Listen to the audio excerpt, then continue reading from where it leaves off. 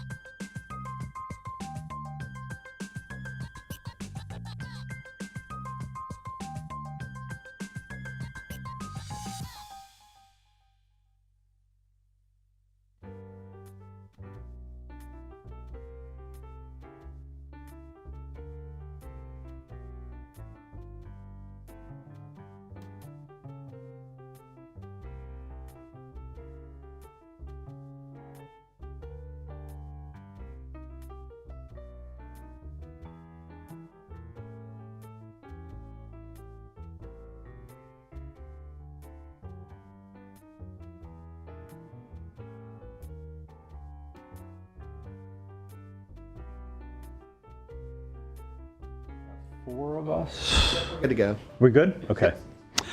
All right, let's call the meeting to order. Could we have a roll call, please? Bob Rand, Here. Carol Killian, Chris Bowler, Here. Derek Harris, Here. John Tamburino, Here. Ruth Traeger, Keith Norden, Monty Fletcher here on behalf. Lou Paris, Here. Kristen Weiss. Here. All right, thank you. Everyone should have a copy of the minutes, should have received a copy of the minutes. If you could please review those, and if we can have a motion to approve the minutes. So moved. Have a second? Second? Okay, all in favor, say aye. Aye. All opposed, okay. All right, let's move forward to business here. Reports, Volusia County Economic Development. Lou. Good morning. Morning. Let's see, the two things coming out of the county. One is the Q Breakfast is on Friday, this Friday, and we'll be talking about municipalities, everything that's happening, all the major developments taking place across the county in a little more detail than we would be able to offer it at the county level. And for that, we will have the chair of the Practitioners Council, John Cox of Deltona, delivering all the information. And Jeff, thank you for providing all the detail from Daytona Beach. You have a multitude of slides. So, and actually, you have one that has a lot of information. That's what it is with yours. Yeah, it's a lot of information packed in that one. And so if you want to go, if you want to attend and you haven't registered yet, let me know because we have a wait list. So I'll do my best to get you in there. And the other thing is that the cycle of applications for the Volusia Innovation Challenge has closed. And we had, I don't know if I mentioned this last time, but we have a record number of applicants. We had 55 versus, I don't know what the last number was. It was maybe sub 40, and the semifinals are scheduled sometime in the next couple of weeks. But the final event, which I would hope that all of you join, is on March 25th. Starts at 4. You don't have to stay for the duration of this, like 4 to 6, I think it's the time frame. And it's a really neat experience because you get to see what people across the county are doing in terms of innovation and business ideas. And it's no cost for the entrance for the ticket. And yeah, like I said, very valuable. If I can offer one example of the value of this and the economic impact that it has, I'll briefly share an example. There was a young man out of Embry-Riddle Aeronautical University, Alex, who competed 2 years ago and won with a business idea that was a drone for military application. And one of the things that comes with winning first prize is to be included. You get a membership at the Innovation Hub.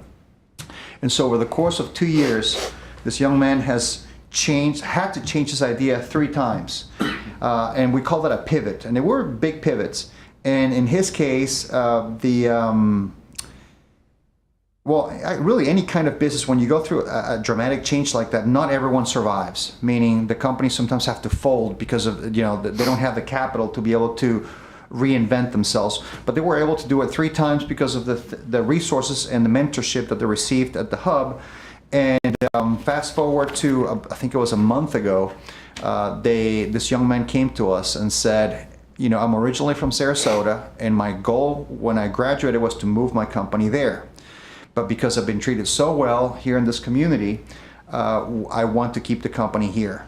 And so he's asking, and I believe I shared this with you, Jeff. He is looking for a building that is 15 to 18,000 square feet and generate 20 jobs. So it's an example of what this competition can do for the community, and how all the different resources that we have kind of working together can get someone to that kind of success. So very good, very good, Lou. Where is the competition being held? I am glad you asked. It will be held. It will be held at the Ocean Center. Okay. And again, you don't have to pay for admission. Okay. Very good. Very good. Team Volusia Economic Development Corporation, Monty. All right, thank you for those fireworks, Lou. That's a great story of success, of how companies can start here and feel like they get supported and the right resources to stay here and grow, but having those entrepreneurial resources to attract them here in the first place. Oh, yeah. As far as Team Volusia, we've been on the go-go. We were at SpaceCom recently. I mentioned that we had some scheduled meetings with the UK designation that was in town. It was about 30 companies and 4 universities. So we were able to officially engage with them. And we had nice Volusia County gift bags for them, North American tea, which is also news to me. It was very much news to them, but they were excited about the opportunity to try some local tea. We engaged with FPL. They had some site consultants around for their annual event. We really enjoyed that and showing them the local market. Frank went out to the medical device manufacturing showcase in Anaheim. And then he was in New Orleans for the Next Move group, which is a site selection membership group. So he was able to engage with prominent site selectors there. Next week, I'll be at the Florida Venture Forum, which is where venture capitalists kind of worldwide and companies will come to try to seek, seed, pre-seed, and excel their company. Where's it held? Is it Miami? It's in Coral Gables. Coral Gables, okay. Yeah, you're welcome to hitch a ride. Yeah. Also on our team, Tracy will be accompanying the chamber for Volusia Days at the Capitol. We're excited about that. We're seeing a lot of activity. It seems like word's out that Daytona Beach is where I-4 and I-95 meet. So we're getting a lot of activity working with Jeff, with Bob on several projects that we feel like are very promising because they're either with site selection firms or with brokers themselves or companies themselves, and not just from other lead sources that may be going to many places. So lastly, maybe most excitedly, our annual dinner is on March 12th. The tickets are on our website. Matt Tackett will be presenting on the statistics of the Great American South and we're really proud that he's coming in. He's got some amazing statistics, and he'll drill it down to how great Florida's been doing. So appreciate that. Very good. Thank you, Monty. Daytona Regional Chamber, Kristen Weiss. Good morning. So, as Monty alluded, we have Volusia Days coming up. I'll leave on Sunday for my first trip to Tallahassee. So, looking forward to that. David's put together a great list of speakers on Monday with a reception Monday evening. A couple more speakers Tuesday morning, and then we're going to do some office visits with some of the reps for a couple of hours before we head back. David is leaving the chamber. His last day will be the 25th, so the day after we get back. So I'll have more news. I'm about to make an offer for his replacement. So it was had a couple of candidates. Grateful to have a great team on our governmental affairs side, volunteers to help through that process and find somebody pretty quickly. So more to come. And I will say that that Cornerstone Committee meeting is in direct conflict with this meeting. I know. I need to figure out how to. Yeah. Yes, I know. I miss it every single month because of so I think I made it once since I've been there in 5 months. Yeah, so yeah. I'll have to see if there's Just any for the record. opportunity to move it. All right, Jeff, you're next with the Economic and Strategic Opportunities Report. Thank you, Mr. Chair. This past month, or in January, you see the TR team. We're still at a steady kind of clip, somewhere between 10 to 15 projects a month coming in the door for their initial review and comments from staff. If there's any on there that you would like some more information about, get with me after and I'll get you the information. The CO report shows we had 33 single-family COs were issued in the month of January. There was actually 71 persons theoretically that came into the city, not 153. That came in during the month.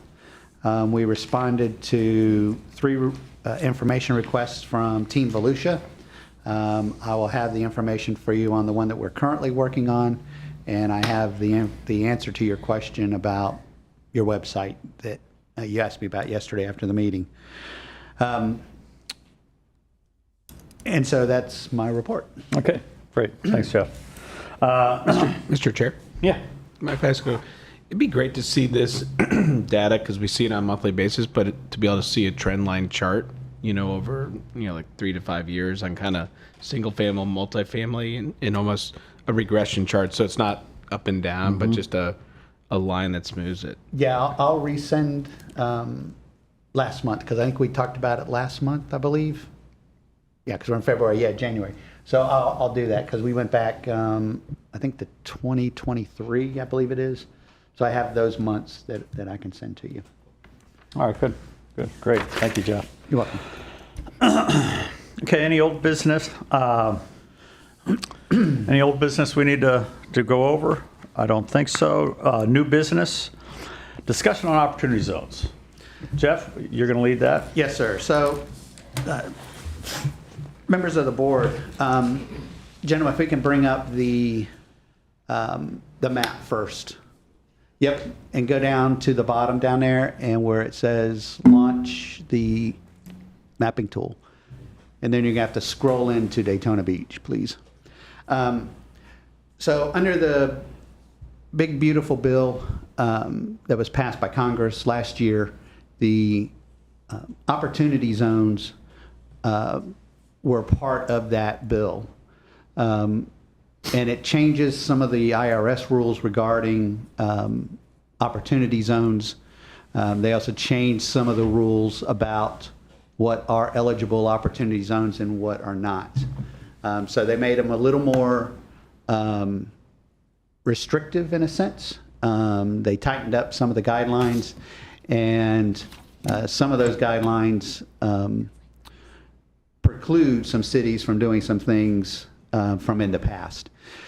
understand that this is an IRS issue. This is not something that the city necessarily gets involved with, but it is a financing tool that can benefit private investors in housing and in commercial and industrial properties. Jeff, excuse me, can you give a brief overview just as to why the opportunity zones are in place and the purpose of them?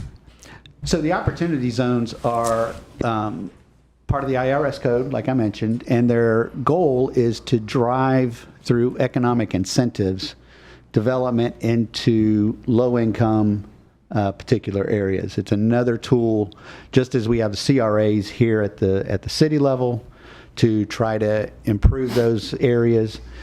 The opportunity zones are that opportunity at the federal level. So everything that you see, did I answer your? Well, and that, make sure I hit all the points you were wanting me to hit. One real benefit to investors is to go in there, they invest their money, and that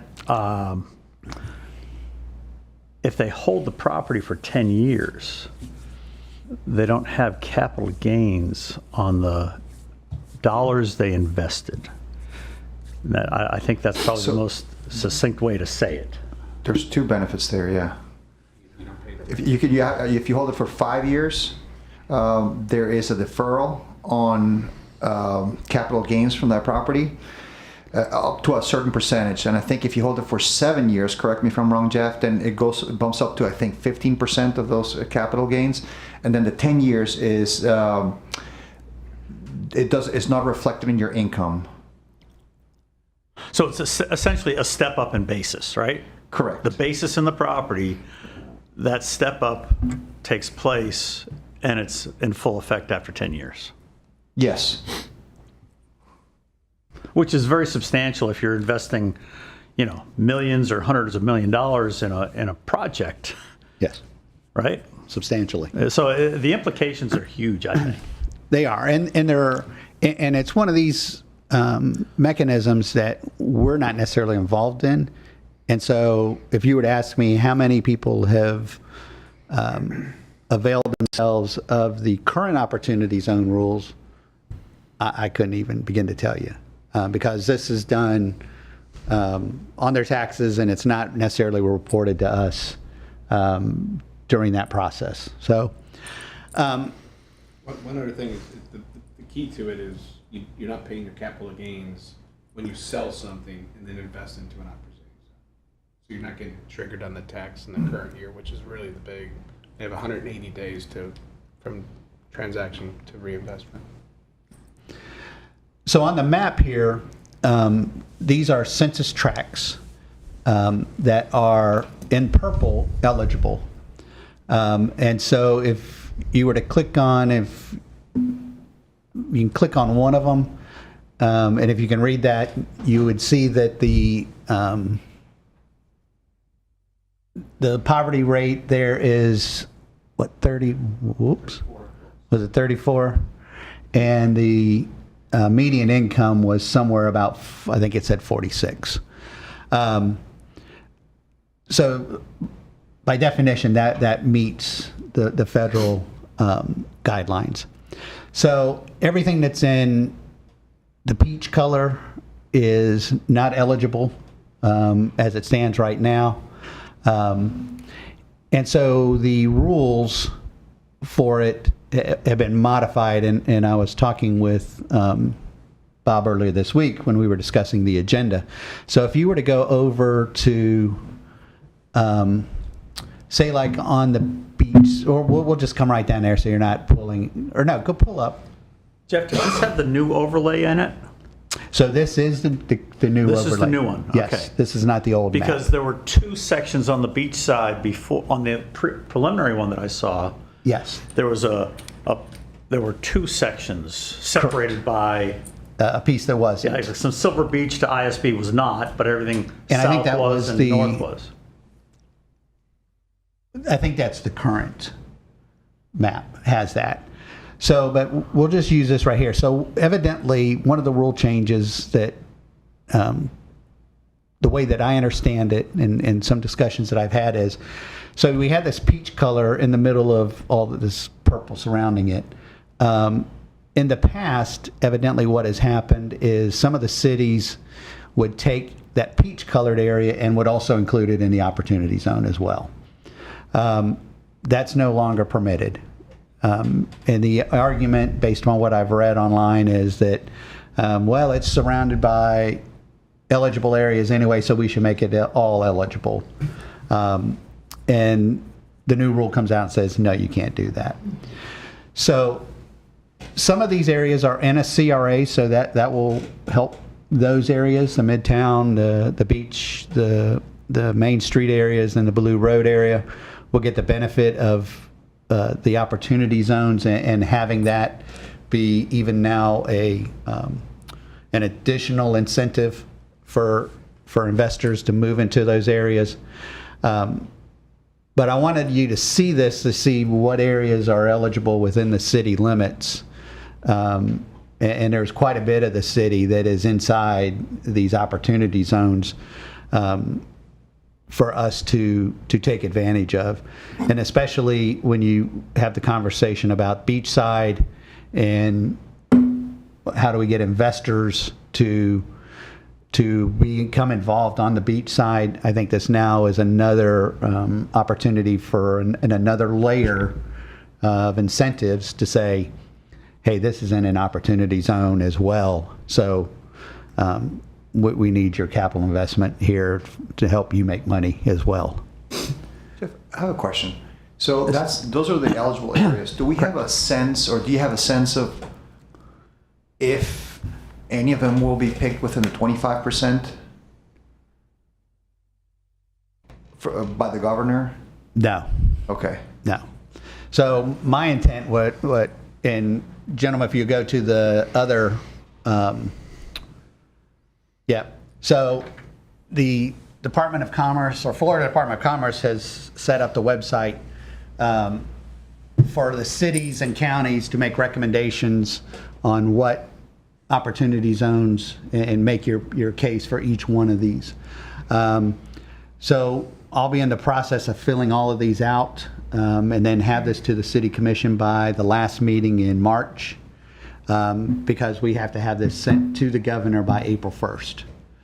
And then he has 90 days to review all the applications, or his office has 90 days to review all the applications from the state. And right now, those then have to be submitted to the federal government by July 1st.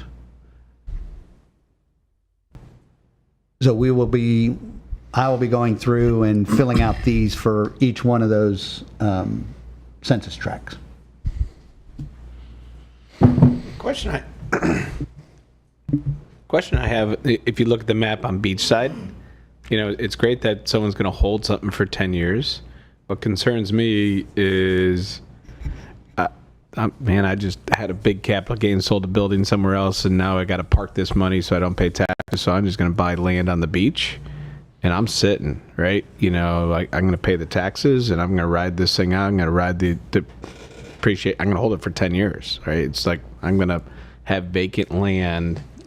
But don't you have to improve the land? I think one of the requirements is you have to improve the land. I think it's designed so that you can't do that, is my understanding. Not sure. Yeah. The whole point of it is to encourage economic activity or new development in these areas. And I think, and maybe we need clarification on that, but my understanding is that you have to improve it. And the big benefit is that those improvements, the cost of those improvements do not reduce over time. The basis does not reduce over time. So those go right to your basis, which establishes a capital gains, right? So those go right to your basis and they stay there. You would get that though, any improvement you put onto your stuff, because though. it depreciates over time. But if you take the, so you're saying you get the depreciation Right. and the base step up, yeah. Right. Yeah. That's my understanding. But that's why, when these were first rolled out in 2018, 2017? 2017.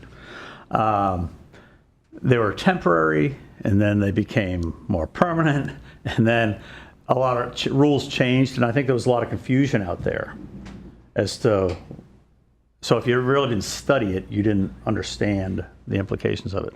So I think this will make it permanent, and they are tweaking it. So I think as this group just needs to be aware of that, and it's certainly going to, most of Daytona Beach is in an opportunity zone. So it's pretty relevant to our conversations here, I think. I'd still like to get an expert on the subject to come in and talk to us and explain the ins and outs of it. And we've been kind of looking for that. I've talked to Lou, and we're trying to find that person. So, any other comments on opportunity zones? I just have one.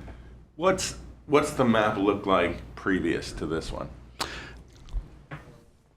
If you click on, now if you click on, I can't read it from here. What's on the left-hand side, what's the next button down? Current opportunity zone. Yeah. Yep, there. This is 2018. Yeah. Yeah. So that's currently what our opportunity zones look like. That will stay in place until 2028. Yes. So it will overlap the new one. Yes, so those do stay And for a the period new of one? time. Potential? Okay. So it's been substantially expanded. Yeah. So the other thing too is that these are for 10 years.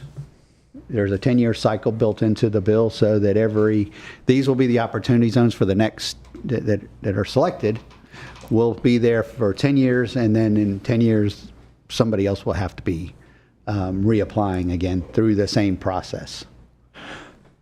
The fact that there's more purple doesn't mean that we got worse. That the Big Beautiful Bill did lower one of the qualifying metrics. It's not 80%. I think it's 70 now. Yes. 70%. So it's easier to, that sounds bad, but you qualify more easily for this.